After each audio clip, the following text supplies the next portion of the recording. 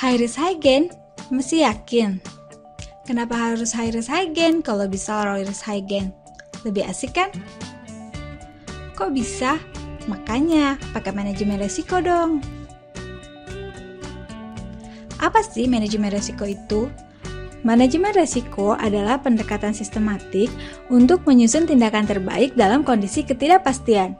Dengan mengidentifikasi, menilai, mengevaluasi resiko, dan mitigasi penyebab ataupun dampak yang berpengaruh pada sasaran. Supaya penerapan manajemen resiko berjalan dengan baik, maka harus dilakukan manajemen perubahan yang melibatkan individu dan organisasi.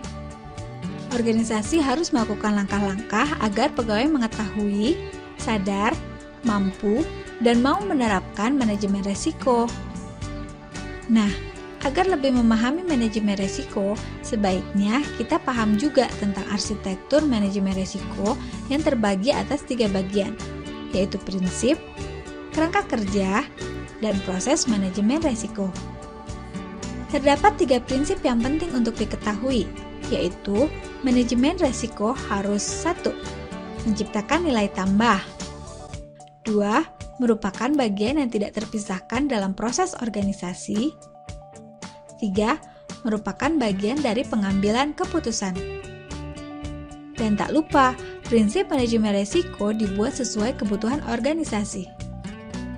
Kerangka kerja bersifat dinamis, dimaksudkan untuk memberikan arahan bagaimana manajemen resiko diterapkan di dalam organisasi.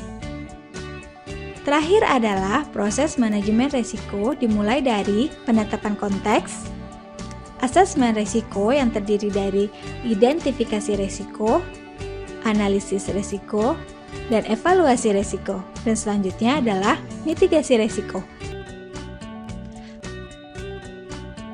Manfaat dari manajemen resiko. Setiap organisasi pasti memiliki sasaran yang ingin dicapai, dan pemimpin organisasi pasti memiliki kebijakan-kebijakan dalam rangka mencapai sasaran tersebut. Dalam penerapan manajemen resiko, pastilah berbicara tentang sasaran. Pada Direktorat Jenderal Bea dan Cukai, penetapan sasaran dimulai dari eselon 1, yaitu Direktur Jenderal.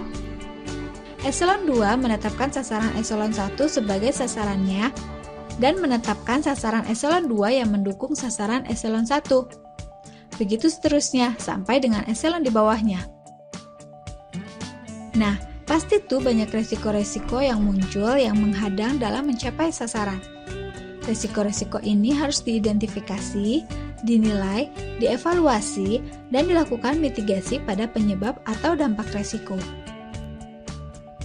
Dengan menerapkan manajemen resiko, berarti kita telah melakukan persiapan sejak dini untuk menghadapi suatu peristiwa yang dapat mengganggu pencapaian suatu sasaran. Selain itu, kita dapat meminimalisir dampak resiko yang tak terduga, mengetahui tindakan yang harus diambil, memudahkan pimpinan dalam mengambil keputusan, dan mengendalikan keadaan secara cepat, membantu pimpinan mencapai sasaran secara efektif dan efisien.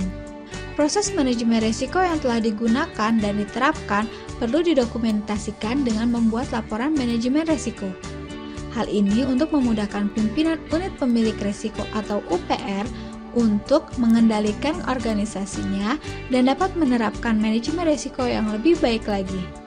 Nah, banyak kan manfaat yang diperoleh organisasi dalam mencapai sasaran dengan menerapkan manajemen risiko? Untuk itu, seluruh pegawai yang bekerja pada Direktorat Jenderal Bea dan Cukai harus memahami dan menyadari bahwa tindakan yang dilakukan maupun kebijakan yang diambil adalah implementasi dari langkah mitigasi manajemen risiko untuk mencapai sasaran yang ditentukan dan menjadikan manajemen risiko sebagai budaya di lingkungan DJBC. Ayo, sadar resiko untuk menjadikan DJBC lebih baik.